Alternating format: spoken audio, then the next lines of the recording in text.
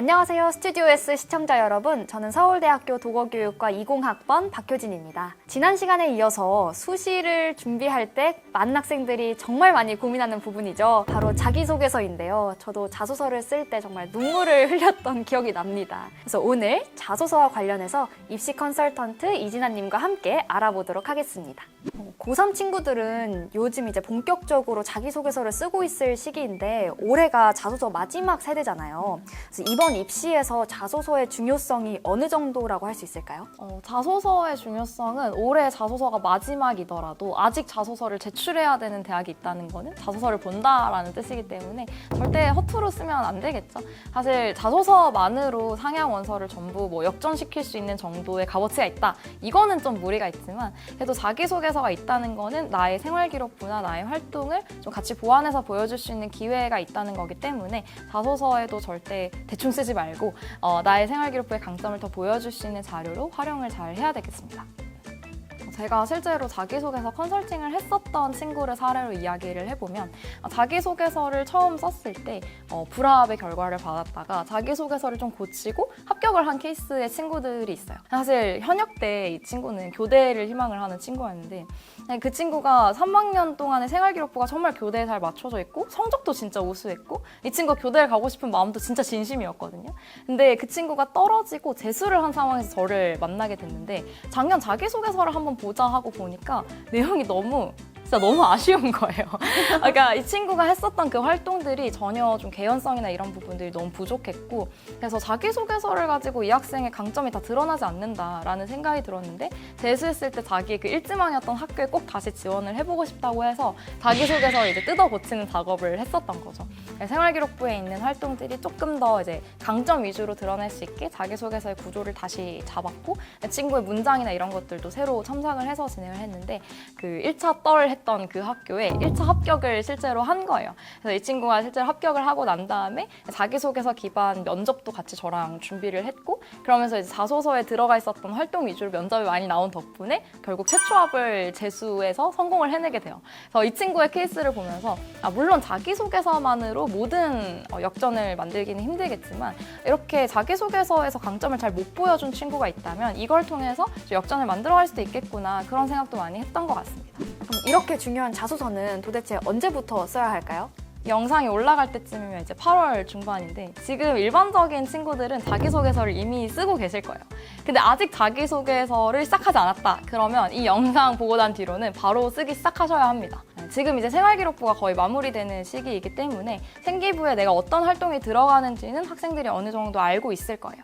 그러면 그 활동을 기반으로 내가 자기소개서에 어떤 활동을 좀 강조해서 소개를 할지 아이템을 잡고 그리고 초안 작업은 지금 시작을 하셔야 하는 게 맞겠습니다. 근데 지금 이제 초안을 쓴다고 당장 자기소개서가 끝나는 게 아니라 여러분이 쓰시는 과정에서도 시간이 많이 걸릴 거고 그리고 내 생활기록부 내용에 대해서 떠올리면서 그걸 같이 글로 구조화하는 작업도 필요하고 그리고 문장에 대해서도 첨삭하고 피드백하는 과정이 필요하기 때문에 한 9월 중순쯤이 이제 자소서 제출일인데 그때까지 아마 계속 다듬고 고치면서 자기소개서와 함께 하지 않으실까 그렇게 생각합니다. 맞아요. 저도 거의 전날까지 계속 이렇게 사소한 문구라도 계속 고쳤던 기억이 나요. 그쵸. 보통 이제 한 6시 정도 자소서 이 대학 마감이다. 그러면 5시쯤 막 이제 서버에 사람들이 막 들어오고 그래요. 그래서 너무 끝까지 잡고 있으면 사실 그때 막 서버가 이렇게 맞아요. 몰려서 제출이 좀 힘들어지거나 이러기도 하니까 그래도 한 하루 전까지는 마무리 하시는 게 좋을 것 같습니다. 그럼 학생들이 자소서를 쓸 때 가장 힘들어하는 부분은 무엇일까요? 제가 체감하기에는 일단 글을 쓰는 것 자체를 엄청 힘들어하는 것 같아요.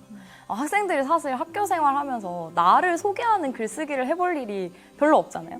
그래서 사실 상담을 해보면 어떤 내용을 써야지라고 구상하는 건 자기 생활기록부에 제일 기억에 남는 활동이 있으니까 그걸 가지고 써야 한다고 생각은 하는데 정작 백지를 눈앞에 두고 어떻게 시작을 하고 어떤 문장으로 이끌어가야 할지 정하는 거를 엄청 힘들어 하더라고요. 그래서 자기소개서에서 제일 중요한 거는 근데 담백하게 써야 된다는 거예요. 미사 여구를 추가하고 화려하게 나의 느낀 점을 계속 표현하고 이러면 분량만 길어지지 계속 찔리네요. 혹시 그렇게 자기소개서를 쓰셨나요? 네. 처음엔 그랬어요. 그쵸. 그러면은 학교 선생님이나 아니면 첨삭하시는 분이 보고 이렇게 걷어내는 거죠. 보통 지금 일본 문항 제한 자수가 한 1,500자 정도인데 그 막 미사 여구를 이렇게 써오면 한 3,500자, 4,000자 이렇게 써와요. 근데 그 중에서 불필요한 내용을 쭉 걷어놓고 나면 한 900자? 그러니까 쓸모있는 내용 한 3분의 2 이렇게 되는 상황이 발생하기 때문에 나의 뭐 감정이나 느낀 점이나 뭐 혹은 구구절절 내가 배운 내용에 뭐 이런 거를 쓰기보다는 정말 내가 활동했었던 그 시행착오와 그로 인한 간결한 깨달음 이런 부분들을 좀 학술적인 그리고 나의 활동 경험에 맞춰서 자기소개서를 구성하는 게 좋겠습니다. 들으면서 계속 찔렸는데 저도 이제 글을 쓸 때 의도치 않게 미사여구를 정말 많이 넣는 편이라 정말 처음 초안 써갔을 때 선생님께 많이 혼났거든요. 혜진아, 미사여구가 너무 많아 이러셔가지고 솔직히 처음에는 저도 그런 글을 처음 써보니까 도대체 뭐가 미사여구지? 다 내 눈엔 필요해 보이는데 싶었고 감이 잘 안 왔거든요. 네, 첨삭을 받다 보면 감이 오는 것 같아요. 담백하게 쓰는 게 뭔지. 그게 부사나 이런 것들을 좀 빼야 굳이 뭐 뿌듯했습니다 하면 되는데 매우 정말 많이 뿌듯했습니다 이렇게 쓰는 거랑 비슷한 거예요. 그래서 그런 내용들을 삭제를 한다고 생각하면 될 것 같고 그리고 너무 이렇게 내용과 너무 본인이 탐구했었던 이론적인 것들을 줄줄 쓰는 것도 별로 안 중요해요. 어차피 뭐 교수님들은 다 아는 내용이고 입사관들은 별로 관심이 없기 때문에 정말 나의 활동과 나의 과정을 중심으로 최대한 담백하게 간결하게 쓰는 게 중요하겠습니다. 저도 그렇고 사실 많은 친구들이 그럴 것 같은데 자소서 쓸 때 소재가 진짜 엄청 고민이 많이 되거든요. 근데 어떤 소재가 과연 좋은 소재일까요? 보통 이제 소재를 찾기 위해서는 본인 생활기록부를 다시 들여다봐야 되는데 그때 한 3가지 정도의 기준을 가지고 찾아보면 좋을 것 같아요. 일단 첫 번째로는 내가 지원하는 전공이랑 관련한 교과목 세특부터 찾아보면 좋아요. 그러니까 특히 이제 1번 문항에서 지금은 진로와 관련해서라는 문구가 있는데 그런 만큼 이제 학생이 지원하는 전공에 대해서 얼마나 알고 있고 얼마나 관심 있게 탐구를 했는지를 알아보고자 하는 거예요. 그래서 예를 들면 이제 내가 화학공학과를 지원한다. 그러면 화학 세특이랑 수학 세특 혹은 뭐 공학 일반 이런 세특들 위주로 좀 찾아보면 전공 적합성을 좀 어필할 수 있는 소재를 찾을 수가 있겠죠. 그리고 두 번째는 본인이 그냥 탐구만 한 것보다는 실제로 어떤 완성된 결과물이 있는 소재를 활용하는 거예요. 그러니까 전공이랑 관련해서 그냥 단순히 알아보기만 한 거랑 직접 어떤 실험이나 뭐 설문이나 이런 걸 설계해서 실제로 결과를 이끌어낸 거는 그 자소서를 쓸 때 있어서 시행착오의 깊이가 다를 수밖에 없어요. 그래서 이과의 경우에는 뭐 여러 가지 실험이 있을 수도 있고 뭐 문과의 경우에서는 뭐 친구들에게 설문조사를 해서 어떤 통계값을 이끌어낸 결과들도 있을 텐데 그러니까 그냥 인터넷 서칭을 통해서 알 수 있는 것보다는 내가 직접 해본 걸 바탕으로 글을 써보면 훨씬 글 전개하기도 쉽고 읽는 사람들도 이 학생의 여러 가지 역량을 한 번에 확인을 할 수가 있습니다. 그리고 마지막 세 번째는 생활기록부에 기재는 되어 있는데 뭔가 제대로 내가 했었던 것만큼 기재되지 않은 활동이에요. 한 줄로 이렇게 들어가 있는. 생기부에는 그냥 주제만 딸랑 들어가 있거나 아니면 그냥 뭐 활동을 함 이런 식으로만 기재가 되어 있는데 알고 보면 그 학생이 진짜 열심히 했었던 활동일 수 있거든요. 이럴 때는 생기부에 한 줄만 기재되어 있는 그 서술을 보강하기 위해서도 본인이 진짜 열정적으로 했었던 활동들은 좀 자랑하듯이 자기소개서에서 어필을 하는 것도 중요한 방법이 되겠어요.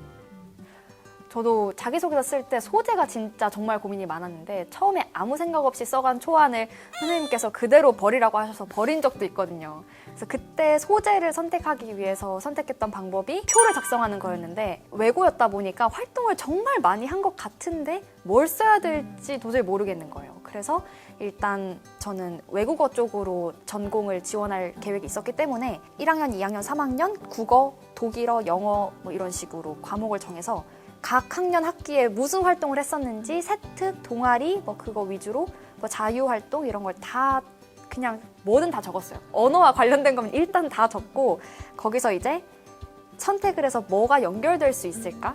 그걸 골랐던 것 같아요. 그때 저는 유기적인 어떤 스토리를 만드는 게 중요하다는 얘기를 정말 많이 들었어서 그냥 한 일회적인 활동 말고 여기서 뭘 느껴서 심화해서 2학년 때 이걸 했고 여기서 심화해서 3학년 때 이걸 했습니다 하면 너무 좋겠다 이런 생각도 들기도 했고 그 얘기를 정말 많이 들었어요. 내가 제일 많이 느꼈던 좀 많이 배웠던 활동들을 골라서 스토리를 만드는 걸 하려고 하다 보니까 글 흐름이 좀 나오더라고요. 오, 이게 서울대인가? 진짜 배우지도 않았는데 어떻게 이렇게 정답을 아니요. 딱 잡았죠? 그런 얘기를 정말 많이 들었고 그렇게 되기까지 이제 버리는 과정들이 많았던 것 같아요. 그래서 아까 표라고 이야기를 하셨는데 실제로 뭐 저도 표를 써오라고 할 때도 있고 아니면 마인드맵 같은 걸 그려오는 친구들도 있어요. 자기 딴에 뭐 언어적 역량에 해당하는 걸 이렇게 써오고 또 수학적 역량에 해당하는 걸 써오고 이런 식으로 해서 방금 이야기하셨던 것처럼 이렇게 가닥을 잡아가는 쉽게 한번 해볼 수 있고 그렇게 하면 일단 내 활동이 정리가 되니까 나중에 면접 준비할 때도 되게 도움 많이 돼요. 많은 학생들이 자소서는 정말 특별해야 한다 이런 강박에 좀 사로잡혀 있는데 자소서는 정말 특별해야 하나요? 특별한 자소서라는 게 되게 많은 분들이 혹하실 만한 키워드인 것 같아요. 근데 사실 자소서라는 게 뭐 학부모님들은 혹시 입사나 이럴 때 써보셔서 아시겠지만 일단 기본적으로 형식이 정해져 있고 읽는 사람이 듣고 싶어하는 답도 어느 정도는 정해져 있어요. 그러니까 그 틀을 굳이 벗어나서 막 되게 독창적인 뭐 소설 형태의 자소서, 뭐 시를 쓴다거나 막 이런 식으로 하는 게 굳이 이제 평가를 받는데 크게 유의미하지는 않아요. 그래서 그 모든 자소서를 꼭 독창적이고 나만의 색깔을 담을 필요가 있다 이렇게까지 집착하실 필요는 없고 대신 자기소개서라는 게 기본적으로 학생분들이 했었던 활동을 담는 거잖아요. 근데 비슷한 활동을 해도 학생들마다 했었던 그 시행착오가 다르고 거기서 느꼈던 경험 같은 게 또 다르기 때문에 사실 내가 진심을 담아서 자기소개서를 쓰면 남들과는 구별되는 자기소개서가 될 수밖에 없어요. 그래서 같은 활동, 뭐 비슷한 방향이라 하더라도 나만의 어떤 3년의 스토리를 잘 잡아낸다면 그것만으로 충분히 특별한 자소서가 될 수 있지 않나 저는 그렇게 생각합니다. 맞는 말씀이신 것 같아요. 사실 저도 특별해야 한다는 그런 강박을 가지고 있었기 때문에 사람들이 자기소개서를 딱 생각하면 첫 문장이 임팩트 있어야 된다 이 말씀을 진짜 많이들 하시잖아요. 저도 그거에 너무 스트레스를 받아서 그러니까 시작하기가 어렵더라고요. 첫 문장은 임팩트 있는 첫 문장이 뭘까 하면서 뭐 명언을 적어야 되나 이런 생각을 했는데 지금 생각해보면 그냥 솔직하고 담백하게 일단 그냥 적어보고 나중에 고치면 좋은 글이 점점 되는 것 같아요.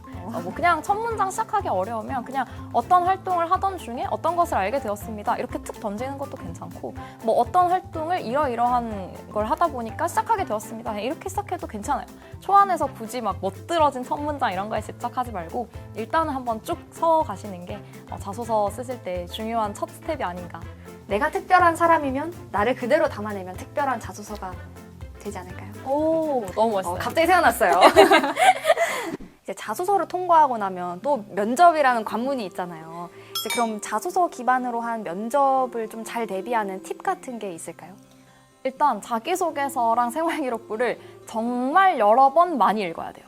왜냐하면 그 입사관들이나 면접관분들이 되게 구조적이고 유기적이고 나올 법한 질문만 하진 않아요. 그냥 내 생기부에 이런 내용이 있었어? 라고 하는 걸 물어보기도 하고 자소서에 뭘 써놓으면 그게 진짜야? 오늘도 그랬어? 이런 질문들도 많이 해요.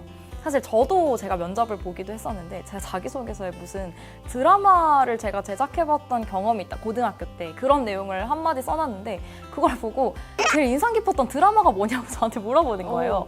전혀 예상치도 못한 질문이었고 뭐라고 답을 해야 될지도 몰랐고 그런 상황이었는데 다행히 이제 굉장히 재밌었게 봤었던 약간 로맨스 드라마가 생각이 나서 어영부영 설명을 하긴 했는데 이런 것처럼 내가 자기소개서나 생기부에 뭐라도 써놓으면 그걸 보고 그냥 입사관들은 생각나는 질문을 편하게 할 수밖에 없어요.